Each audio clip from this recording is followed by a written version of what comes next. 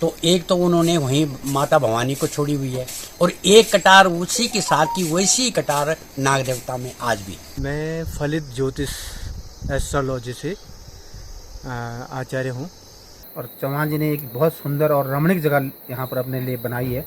यहीं पे मंदिर है, यहीं पे घर। अपने घर के नजदीक एक रुद्राक्ष का भी पौधा लगाया हुआ है। जो दिल्ली की मुख्यमंत्री थी शीला दीक्षित, उनका फोन आया।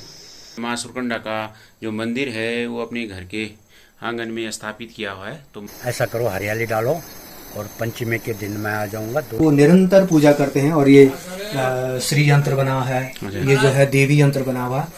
हेलो फ्रेंड, आपका स्वागत है आज के नए ब्लॉग में। तो आज के ब्लॉग की स्टार्टिंग हो रही है भगवान के ऊपर का जो क्षेत्र है वहाँ से हम जा रहे हैं।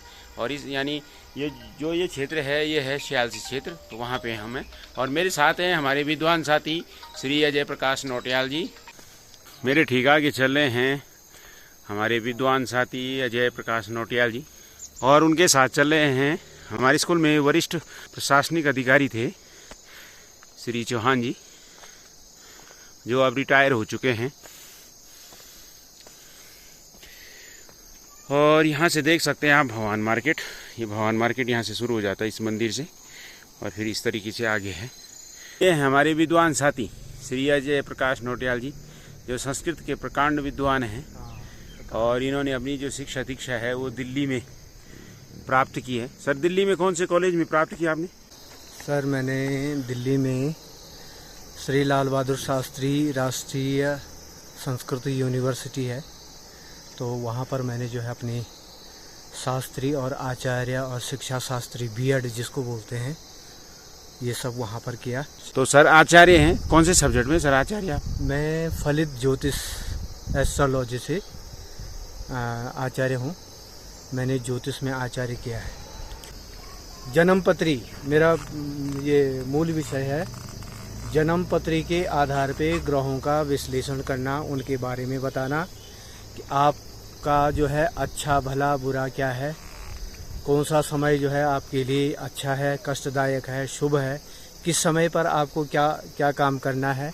ये सब जो है जन्मपत्री के आधार पर, ग्रहों के आधार पर, ग्रहों के जो है गोचर अवस्था के आधार पर, दशाओं के आधार पर, अंतरदशा, प्रत्यंतर दशा, विंशोत्तरी महादशा आदि के आधार पर उनका जन्मपत्री के आधार पर उनको फलादेश बताते। 2005 तक मैं कई जो है प्राइवेट कंपनियों में एज ए एस्ट्रोलॉजर के रूप में, ज्योतिषी के रूप में मैंने कार्य किया है। वर्ल्ड फोन एक कंपनी थी जो दिल्ली ओखला में थी, एयरटेल और हच बोडा जिसको आज कहते हैं, और ग्वालियर, चंडीगढ़, अम्बाला, दिल्ली आदि जगहों में मैंने जो है एज ए एस्ट्रोलॉजर के कार्य के तौर पर काम किया है। टेलीकॉम कंपनियां कह रही हैं, जब आप इसमें काम करते तो आप लोगों का क्या काम होता था इसमें? वहाँ पर सर हमें जो है एक जैसे फ़ोन आते थे, एक कॉल सेंटर टाइप का था वो, और उस फ़ोन को रिसीव करना, उसके आधार पर उनके जो है जन्मपत्री बताना, उनकी डेट ऑफ बर्थ, टाइम और कहाँ जन्म हुआ, उनकी जन्मपत्री बनाना और जन्मपत्री के आधार पर उनके जो है विषय में उनको बताना कि आपका अतीत कैसा रहा, वर्तमान क्या है, भविष्य क्या है, आपको क्या शुभ है क्या अशुभ है, पर उनको बताते थे। अच्छा, तो सर जैसे नौटियाल जी आप कह रहे हैं तो आप टेलीकॉम कंपनी में एज ए एस्ट्रोलॉजर थे, तो आपका इस दौरान का कोई ऐसा अनुभव जो आपको आज भी याद हो? हाँ सर, एक बार का जो है अनुभव है। तो मैं दिल्ली में करता था काम उसमें वर्ल्ड फ़ोन में। तो वहाँ पे अचानक एक दिन जो है जो दिल्ली की मुख्यमंत्री थी शीला दीक्षित, उनका फ़ोन आया। अब फ़ोन आया तो सभी जो है अधिकांश जो है लोग कॉल पे व्यस्त थे, मैं खाली बैठा हुआ था। तो वो फ़ोन रिसीव मेरे द्वारा हुआ। मैंने जब फ़ोन रिसीव किया तो सीधे वहाँ से एक ही प्रश्न था कि मैं दिल्ली की मुख्यमंत्री शीला दीक्षित बोल रही हूँ, मेरी डेट ऑफ बर्थ ये है और आप बताइए कि मैं अगली बार मुख्यमंत्री बनूंगी या नहीं बनूंगी। अच्छा सर, जब उनका फ़ोन आया क्या उस दौरान वो सीएम थी? उस दौरान वो सीएम थी। अच्छा, तो अगले कार्यकाल के लिए पूछ रही थी? अगले कार्यकाल के लिए पूछ रही थी। हाँ। क्या पता वो जो है उन कंपनियों का जो है कुछ जायजा ले रही हूँ, कुछ जो है लगा हो उनको कि उनकी विश्वसनीयता का हाँ, पता कर रही हूँ, उसका पता कर रही हूँ।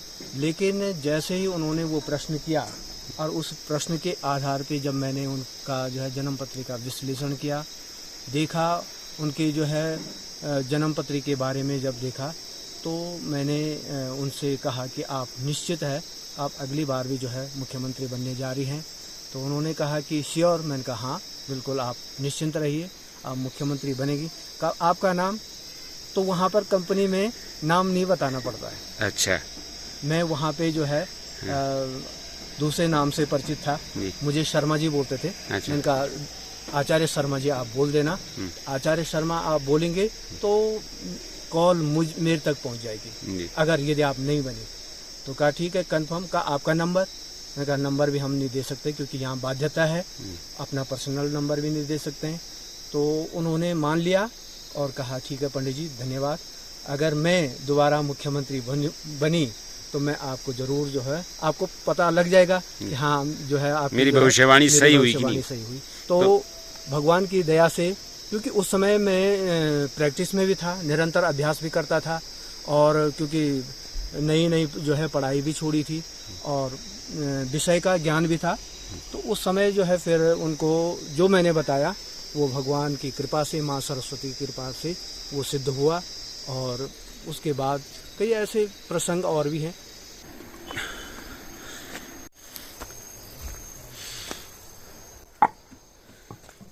यहाँ पहले से ही हमारे साथ ही नोटियाल जी बैठे हुए हैं, हमसे पहले पहुँच गए आप। और अजय प्रकाश नोटियाल जी जो मेरे साथी आए, और यहाँ से देख सकते हैं आप पूरा सामने का कितना सुंदर नज़ारा है। और यहाँ पे एक मंदिर भी बना है सुंदर सा। तो नोटियाल जी आज कुछ खास लाए, कुछ विशेष? नहीं, वो हमारे चाचा जी हैं खुशहाल सिंह चौहान जी, हमारे गांव के ही हैं। तो उन्होंने कहा कि भाई थोड़ा सा चाय पानी पीने आ जाओ, आप लोग भगवान में घूम रहे हैं, बिना हमारे घर पे भी आ जाओ। तो क्योंकि भगवान में ही है यह इलाका भी, और पिछली बार जो हमने भगवान का पूरा इलाका दिखाया था तो ये थोड़ा छूट गया था उससे, भगवान का हिस्सा ये भी। हाँ, ये भगवान का है। और भगवान में ही है ये भी। तो क्योंकि भगवान थोड़ा सा धीरे धीरे फैल गया तो उन्होंने अपना घर थोड़ा सा भगवान से अलग 200 मीटर ऊपर बना रखा है। और ये काफ़ी अच्छी जगह पे है। ये पूरा यहाँ से आप देख सकते हैं कितने सुंदर ये पहाड़ लग रहे हैं।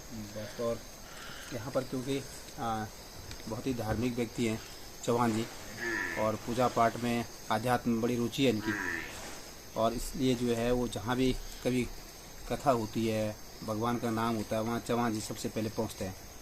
तो आप देख सकते हैं कि उन्होंने घर के पास में ही जो है सुकंडा देवी का मंदिर बना रखा है। तो आप देख सकते हैं यहाँ पे पूरे आजकल ये सब्जी की बेल हो रखी है, और बेलों के बीच में खेत में एक सुंदर सा मंदिर है, जिसको अभी हमारे साथी नोटियाल जी बता रहे हैं कि ये माता सुरकंडा का मंदिर।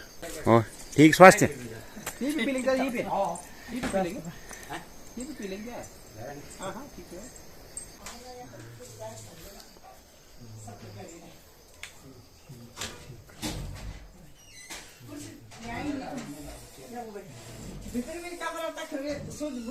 तो चौहान जी काफी कर्मठ व्यक्ति हैं, देख सकते हैं आप, उन्होंने चाय खुद बना दी।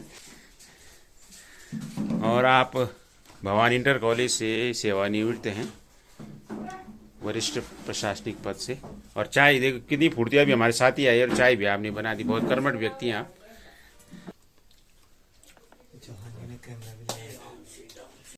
तो इस समय हमें चौहान जी के घर में, और चौहान जी राजकीय इंटर कॉलेज भवान से वरिष्ठ प्रशासनिक के पद से रिटायर्ड हुए हैं 2018 में, और काफ़ी अच्छे मधुर स्वभाव के व्यक्ति हैं, सरल व्यक्ति हैं। तो आज सर के निमंत्रण पे हम घर आए, सर ने हमें चाय पे इनवाइट किया था, तो थोड़ा सा बात हो रही है सर से। और पिछला जो वीडियो हमने आपको दिखाया था उसमें भी नोटियाल जी ने एक कहानी सुनाई थी, तो उस कहानी की जो प्रमाणिकता है उसको भी यहाँ पे जो चौहान जी है उन्होंने कहा कि वो एक सत्य कहानी है, वो कोई काल्पनिक कहानी नहीं है। तो वो अपनी एक दो बात अपनी भी उस कहानी में जोड़ना चाहेंगे, तो बात करते हैं चौहान जी से।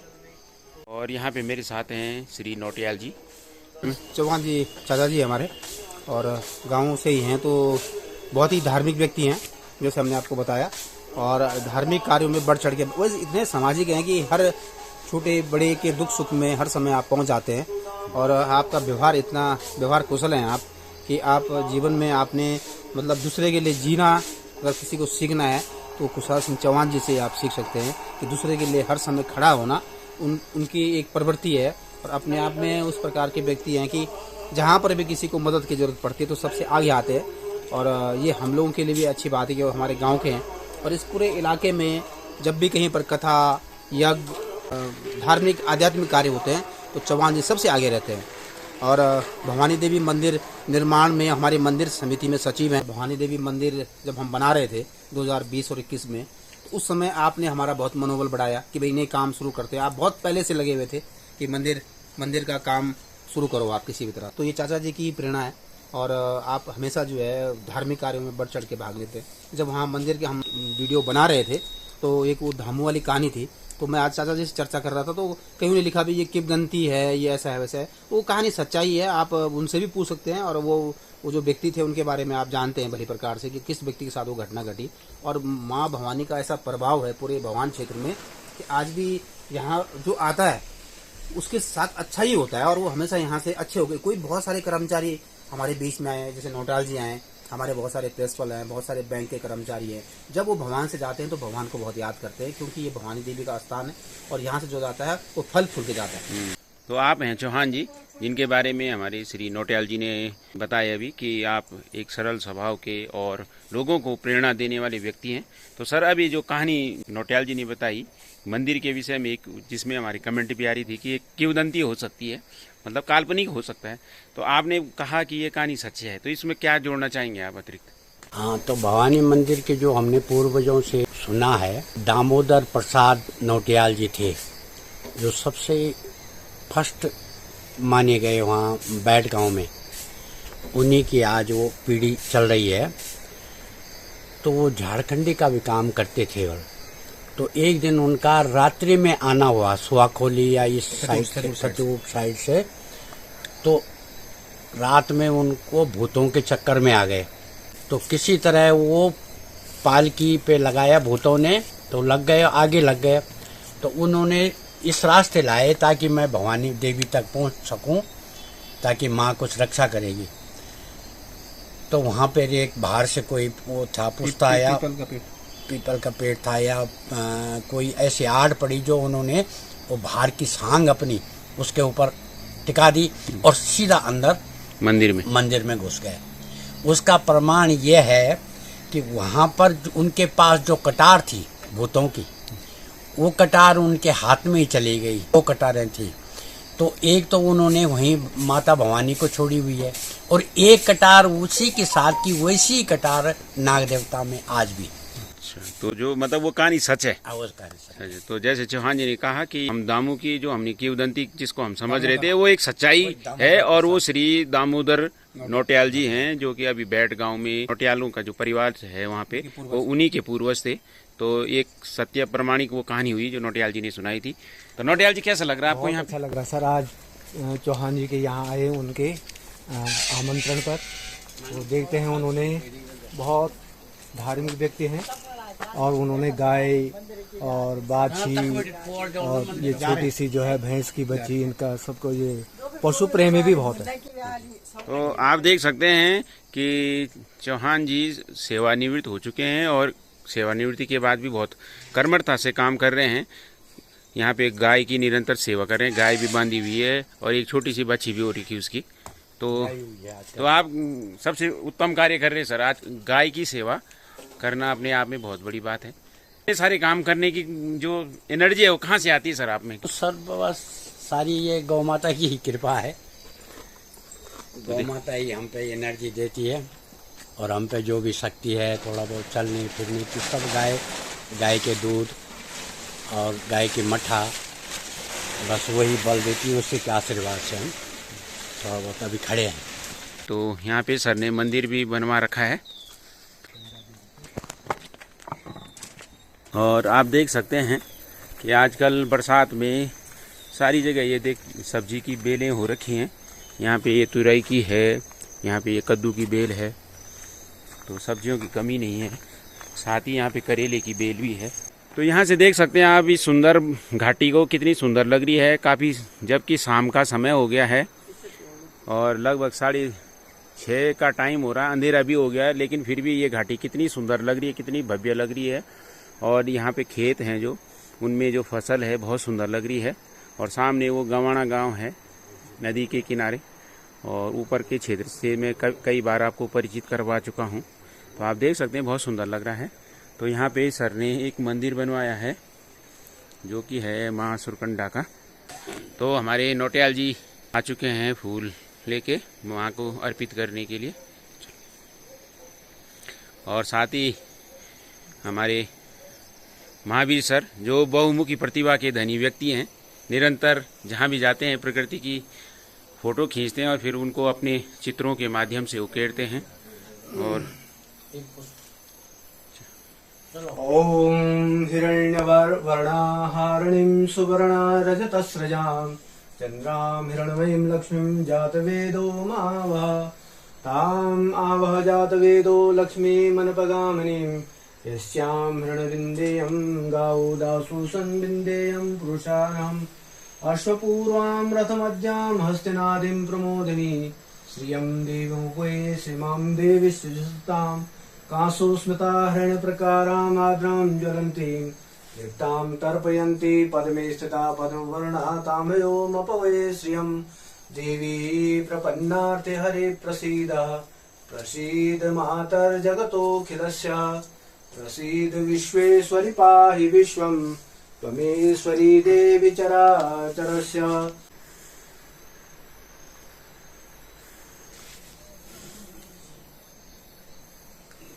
तो आज आए हम चौहान जी के घर में, और उन्होंने बहुत सुंदर और भव्य माँ सुरकंडा का जो मंदिर है वो अपने घर के आंगन में स्थापित किया हुआ है। तो मंदिर काफी अच्छा और भव्य लग रहा है। यहाँ पे चौहान जी इतने धार्मिक प्रवृत्ति के व्यक्ति हैं, उन्होंने यहाँ पे वो निरंतर पूजा करते हैं। और ये श्री यंत्र बना है, ये जो है देवी यंत्र बना हुआ, और जो यंत्र की पूजा जो व्यक्ति करता है उसके घर परिवार में वंश वृद्धि निरंतर होती है। ऐसे धार्मिक प्रवृत्ति के व्यक्ति मैंने अपने जीवन में पहली बार देखे, बहुत धार्मिक प्रवृत्ति की। तो सर देवी का यंत्र और श्री यंत्र में कुछ अंतर है? श्री जो है वो लक्ष्मी का जो है स्वरूप है, और देवी जो है वो महाकाली, महालक्ष्मी, महासरस्वती तीनों का जो है एक स्वरूप है, जो माँ दुर्गा के नाम से प्रसिद्ध है। तो तीनों ही देवियां जो हैं दुर्गा में जो है वो समाहित। तो ऐसे विद्वान साथियों के साथ रह के हमें भी थोड़ा सा इस चीज़ का ज्ञान हो रहा है, और निरंतर हम आप लोगों के साथ सीख रहे हैं। तो धन्यवाद नौटियाल जी ने, आपने अच्छी जानकारी दी यहाँ पे। तो मंदिर बहुत भव्य है, और अभी हमने यहाँ पे पूजा की, लाइट गई हुई थी। तो यहाँ पे हमारे चौहान जी हैं। तो सबसे पहले मैं ये पूछना चाहूँगा सर कि आपने इतना सुंदर ये मंदिर बना रखा है, तो आपको पहले तो बहुत बहुत बधाई है, क्योंकि आपने अपने घर में इतना भव्य और सुंदर मंदिर माँ का बनाया हुआ है, माँ सुरकंडा देवी का, और काफ़ी भव्य मंदिर है ये। तो सर कैसे प्रेरित हुए आप यहाँ पे मंदिर बनाने के लिए? यहाँ पे मंदिर की जो प्रेरणा हुई साहब, वो 2013 में थोड़ा सा घर पे तकलीफ हो गई थी, यहाँ मतलब परेशानियाँ आ गई थी जी। तो गांव के बुजुर्गों के अनुसार उन्होंने कहा भाई चलो थोड़ा बाकी पोथी कर लो जी। जो चलता है हमारे यहाँ, हमारे पहाड़ों में चलता है। पहाड़ों में चलता है। तो हम चले गए माँ भगवती की जहाँ डोली थी नागनी में चले गए हम। तो माँ भगवती ने बोला कि थोड़ा सा तुम्हें संकट तो है ही, ऐसा करो हरियाली डालो, और पंचमी के दिन मैं आ जाऊँगा, 2-3 दिन में वहाँ रहूँगा।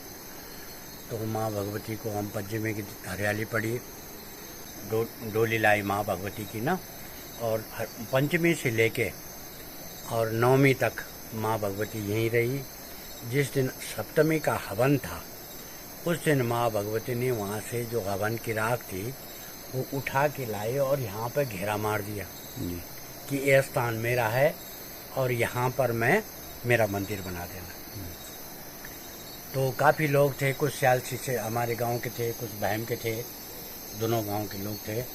तो सभी लोगों ने कहा कि चलो भाई थोड़ा बहुत मदद हम भी करेंगे, अगर माँ भगवती का मंदिर बना रहे हो सुरकंडा भगवती का तो बना दो। तो फिर मैंने कहा हाँ बोल के, और मैं फिर थोड़ा आलस से कर दिया मैंने जी। 1 साल बाद फिर कुछ तकलीफें ऐसी आने लग गई, तब मैं फिर गया किसी बाकी के पास। उसने कहा कि आपने वादा किया है और निभाया नहीं है जी। तो मैं फिर ध्यान में आए, मैंने कहा हाँ भाई यहाँ पे भगवती के मंदिर के लिए बोला था।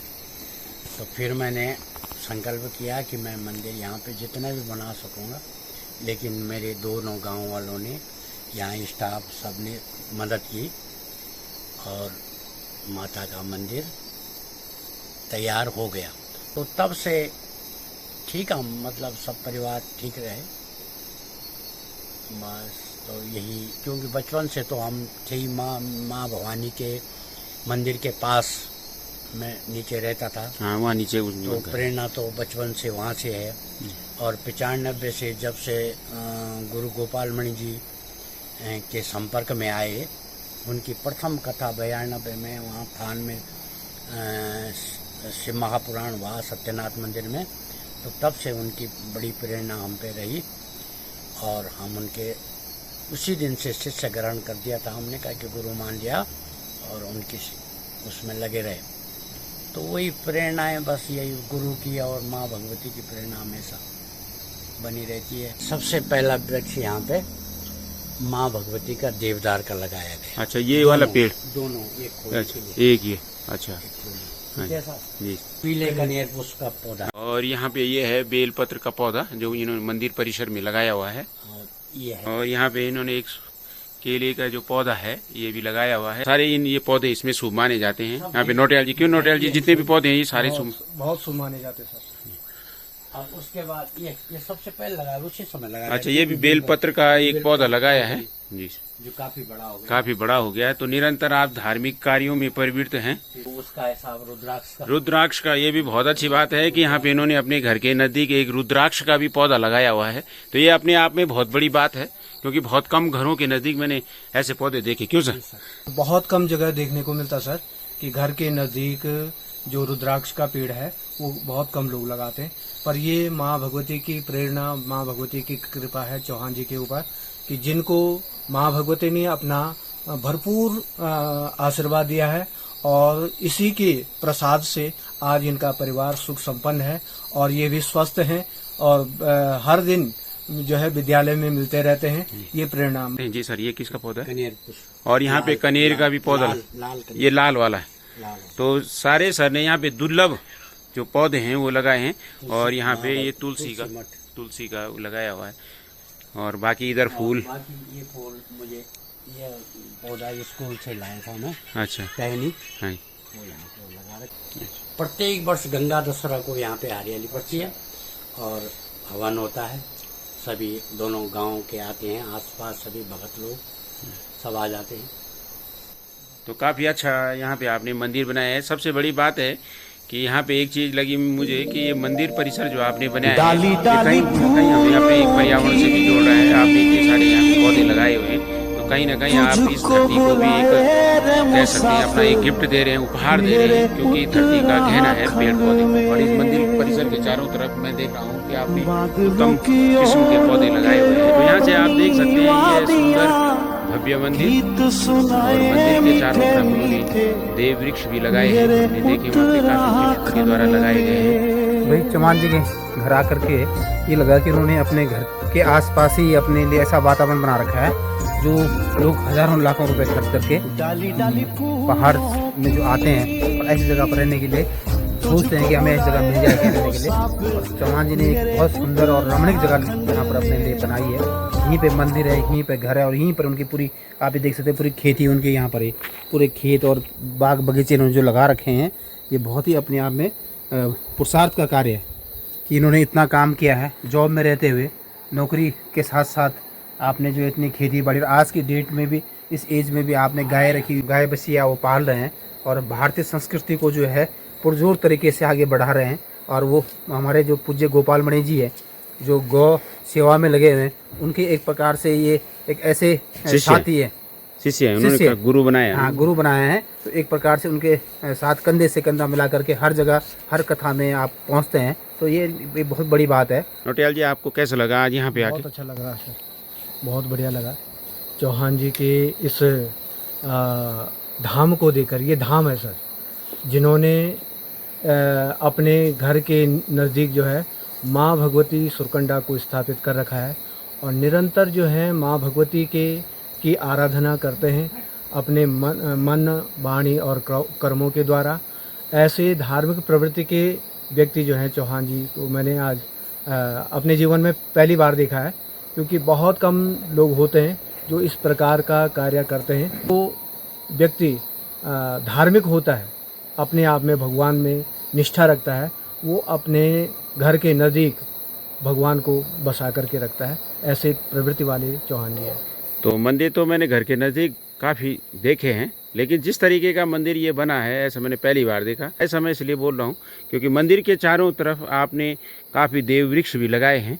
जो मुझे सबसे अच्छा लगा कि आपने चारों तरफ पर्यावरण का भी संरक्षण किया हुआ है। तो कहीं ना कहीं आप प्रकृति प्रेमी हैं। आपके इस कार्य से झलक रहा है कि आप ईश्वर में आस्था भी रखते हैं और इस पर्यावरण का भी पूरा ध्यान रखते हैं। तो आप देख सकते हैं इतना सुंदर मंदिर। इसी उम्र में सबको सेम उम्र मिलती है।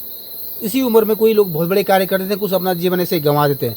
तो जीवन में अगर आदमी को टाइम मिला है तो उसको अपने परिवार और अपने व्यक्तिगत कार्यों को के साथ साथ निभाते हुए सामाजिक कार्य और जिससे समाज को प्रेरणा मिले। तो ये जो हमारे मंदिर हैं, हमारे धार्मिक स्थल हैं, ये हमको हमेशा अच्छे काम के लिए प्रेरित करते हैं और हमें अच्छे रास्ते में ले जाने के लिए प्रेरित करते हैं। आने वाली पीढ़ियां हमसे अगर हम इन चीज़ों से विमुख होते हैं तो धीरे धीरे आप देखना कि हमारे परिवार में संकट आते हैं, बड़ी बड़ी समस्याएं आती है और तब हम फिर जाते हैं मंदिर की तरफ आध्यात्मिक। उससे अच्छा कि हम पहले ही से ही इस कार्य में जो हमारे पूर्वजों ने धार्मिक ग्रंथों में लिखा हुआ है कि भाई आपको जीवन का उद्देश्य ही क्या है कि आदमी की भक्ति है और भक्ति की शक्ति में इतनी है कि आप जीवन में बहुत कुछ कर सकते हैं। तो आज हमने मंदिर के भी दर्शन कर लिए यहाँ पे, और चौहान जी कितने बहुमुखी प्रतिभा की धनी व्यक्ति हैं ये भी हमने आज यहाँ पे देखा। कितने वो धार्मिक प्रवृत्ति के व्यक्ति हैं और इसके साथ साथ उनके अंदर कई प्रतिभाएं हैं जो हम निरंतर स्कूल में देखते हैं, क्योंकि वो निरंतर हमारा मार्गदर्शन करने के लिए स्कूल में भी आते हैं। इसके साथ ही जो मेरे साथी स्टाफ के हैं, इनसे भी मुझे काफ़ी कुछ सीखने को मिल रहा है। इस प्रकार से हम अपने पर्यावरण को संरक्षित कर सकते हैं। जो चौहान जी ने यहाँ पे मंदिर बनाया हुआ है उसका भी एक उदाहरण है, क्योंकि मंदिर के चारों तरफ उन्होंने बहुत ही अच्छे और सुंदर उत्तम किस्म के पौधे लगाए हैं। तो ये भी पर्यावरण के लिए बहुत अच्छी बात है।